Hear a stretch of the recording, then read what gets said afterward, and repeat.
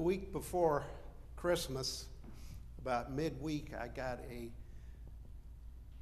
phone call from our church secretary and office manager, Wendy, and she had a kind of a puzzled voice. She said, I wanted to check with you and make sure the title of your sermon is correct. And I said, oh yeah, it is. And she paused and said, that's interesting. And we hung up. Well, folks, I want you to relax. I am not going to have an altar call this morning. Believe me. I just want to share a few thoughts about where we are and where we might be going. And I first heard this comment probably about 6 or 8 years ago when I was serving as a member of our Church and Ministry Committee for the Association of the United Church of Christ's conference. And this is a committee made up of both lay and clergy, and we help guide our seminarians who are on the ordination track through the process. This is a process that usually takes, depending on their schedules, anywhere from 2 to 3 years. And at the end of this process, before we give them the go-ahead for ordination, we ask them to write a very lengthy paper, minimum 20 pages to be exact, about their theology and what it's based on, and a little bit about how they envision what they'll do. And one of our students, who is a good friend of mine, who is now in a church in Rhode Island, started his paper off with this saying, and he attributed to his grandmother, who was from Ireland, and she attributed it to her history of Irish culture and her faith of the Catholic Church. And then I said, okay. And I saw this again about a month ago when I was going through some old papers from that committee and ran across a copy of this ordination paper and saw that quote again. And I knew I was going to be here this morning, and I was tossing around a number of things that I wanted to talk about. And I began to think about that and what that really means. And then I did a little research, and it's not necessarily from Ireland. It's attributed by some theologians to St. Francis of Assisi. There is a question in some theologians' minds that doesn't sound like his writing. But whether it came from St. Francis or somebody that went, part of his congregation that went to Ireland, because that part of the world was being settled at that time. I don't know, but I do know that it meant something to me. Preach the gospel at all times, and if necessary, use words. And I give you an example of something I saw within the last 2 or 3 weeks. We've had a number of things on the TV and the paper about the goodness of people in their giving during this time of year. And this was a woman, a grandmother and a mother, who lived in Atlanta, my hometown. And she had grown up and continued to live in a very rough part of the city. I mean, I know basically where she lives, and even when I was growing up, it was considered not a very pleasant place to live. And nowadays, it's full of drug dealers and alcoholics and people down on their luck. There's a lot of trash around. It's not a very pleasant place to be, and certainly nothing that you'd see in a Chamber of Commerce ad. And I saw her featured on, I believe, CBS Morning News. And she got the idea this year she was going to clean up the neighborhood. So she just started going out, took a bag, and started picking up paper. Well, she did this very diligently for a while, and then somebody else came along and thought, well, maybe I'll help her. And they did. And now she's got a whole group of people that are trying to clean up this neighborhood. Just get rid of the trash. You know, they can't do much about the drug dealers or any of the others, but they can clean it up and take care of each other. And to me, that's a perfect example of this title, of preaching the gospel. And you don't have to sit here and have somebody to tell you all about it, but you need to follow it. And it doesn't necessarily come with words. It comes with actions. And now as we approach the end of a tough year, let's face it, we're having a lot of ups and downs. This is a time of great change, and we're worried. This has been a very prosperous year, although in the last couple of weeks, those of us that have stocks are not doing too well, but that we hope will change. But, you know, we come here on Sunday mornings. We come for the fellowship. We come to have a time of quietness and reflect on the week, or maybe what we're going to have to do the next week. This is a very special place, and we all know it. And as I've often said, none of you, to be honest, come on the last Sunday of December to hear me talk with this funny accent. But we do, and we don't have to do this. Nobody tells us that we've got to come to church X number of weeks, you know, to get a pass to go into heaven. No, we come because we want to, because we want to preach that gospel by our words and actions. And let me tell you a little secret. We do a lot of good work around here. Just think about what we've done in the last year.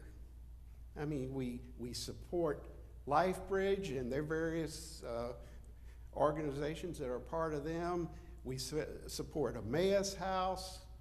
We support any number of social action projects. And we've always done that in the years that I've been here. This has always been one of the things that people talk about and want to do and spend a lot of time in discernment on the right way to do it. So we're in pretty good shape. But can we sit on our laurels? No, I don't think so. We've got a brand new year coming up. We don't know what's going to go on. We've had our trials and tribulations this past year, but they're about done. And we're going into a new year.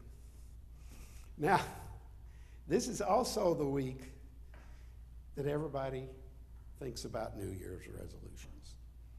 Now, I want you to be honest. How many of you are going to go on a diet this week? I know a few of you are going to. That's a New Year's resolution. It's countless. You know, anybody, I was at a staff Christmas luncheon this past week over at the hospital. Resolutions came up. And several people said, well, I'm going to go on a diet the first of the month. And, you know, other people, excuse me, other people said they were going to do other things, and that's fine. But a lot of these resolutions, according to recent studies, most of them are by the boards by the end of January.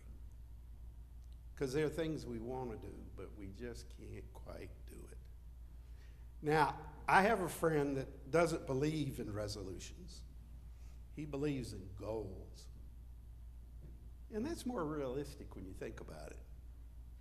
We have a goal to do such and such, whatever it may be. And I can't speculate what everybody has goals for, but, you know, some of my personal goals is, you know, I want to get some things done around my house. I want to visit some family, you know, this type of thing. And these will be accomplished.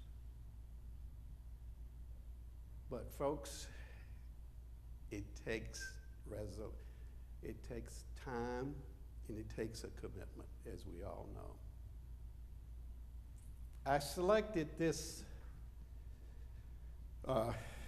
responsive reading this morning, and it's about Christmas, and I know it.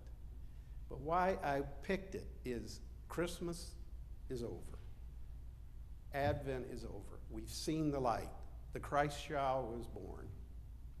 Now what do we do?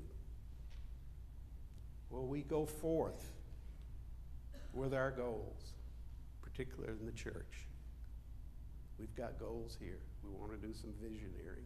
We've got questions on what we're going to do with some property. We've got a new choral director coming in with great possibilities. I'm seeing smiles from the choir members. But those are some of the things we've got. And we've got these wonderful ways to give gifts to people in the community. We can give to Emmaus House. And Wendy did a beautiful job this morning explaining what Emmaus House was about. And we've got other groups that we work with. Kathy in Bowden is she here this morning? She's not here. Oh, yeah, she is. Kathy, you and your ministry with immigration. You have toiled in the vineyard, as they would say, for several years. And you've done a very good job at that, and you're so committed to it. And you've carried that enthusiasm into us who are here. One of my favorite things, and I don't always get to do it as much as I'd like to, is to go to LifeBridge on Friday nights and cook a meal and talk to those wonderful people. And you know, by and large, the ones that are there, and I'm sure I've been visited in other shelters, these people have great hope. They have a warm bed, they have a warm meal, and they're safe. And they're able to struggle and work to get their lives back together. But that wouldn't have been made possible if it hadn't been for us and other folks providing those funds. In this particular group, we've supported them for years at Crombie Street. It was the old Crombie Street Church. And it was a day-to-day operation in those years. It's gotten a lot more financially secure, but it's because of us and other churches. We made a commitment, and we carried forth. We were preaching the gospel, but we weren't speaking any words. We didn't have to. In my job as a chaplain, one of the things we talk about a lot is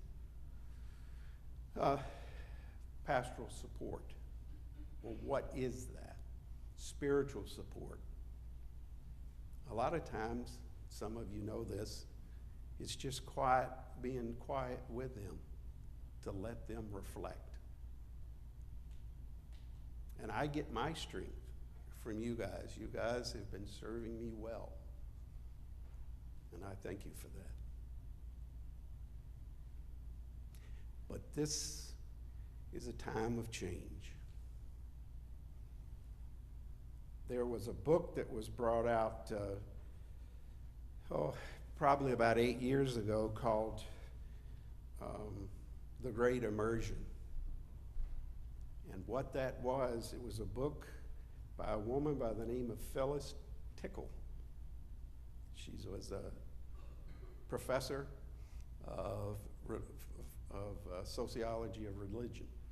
And she wrote a book based on her research that every 500 years we go through a major upheaval in the world. The last one was the Great Reformation. And it was an upheaval because of the times were changing. The biggest thing at that time was the movable printing press. It was the computer technology of the day. People were able to get books and learn how to read. Up to that time, the only people that normally read were the very well educated and the clergy. Now people could find the time, be able to have a Bible, read it, and understand it. So we're going through that again. And we're going to emerge, I have great hope, because of people just like you and me. We can't fix things, but we certainly can be with people and support them as they talk to us, as they share their feelings. At the hospital, that's the main thing I did. Or as another person, another chaplain wrote a book called, a number of years ago, Sit Down and Shut Up. And that was the philosophy that she was taught as a chaplain. People will talk. They don't want to hear about you. They want to talk. And we provide that here at this church too. We talk to a lot of people. And we have seen the light. We've seen the light of Christmas, the birth of the child who became Jesus Christ. This scripture reading this morning is about Jesus and how in Luke, he came down and was with the people. He didn't command them to do anything, but he was with them and shared his love and his grace. Now in Luke, it's interesting. He comes down to flat land. In Matthew, he's on a mountaintop, and this is where he does his work on the Sermon on the Mount. Now this is a different way, and from my reading, the reason that happened is that Jesus wanted to be among the people, and that's the way Luke interpreted it. He didn't want to be above them. Now, this is something we've carried through the ages. I'm standing here looking down at you, but that's a part of the church structure. If I had my druthers, it would be down on at the same level. But it's the way it is. But my friends, we have so much to give, and let's not worry about what's been. Let's look forward to the future. The future belongs to us. And we're here. We're doing God's work. And we're doing it because we want to, not because we have to. We're doing it because we have a feeling, deep feelings for compassion and love for our fellow human beings. So let's don't make that our New Year's resolution. But I ask you to think about what we do here and how we do it, and to preach that gospel, and if necessary, use words. God bless you. Amen.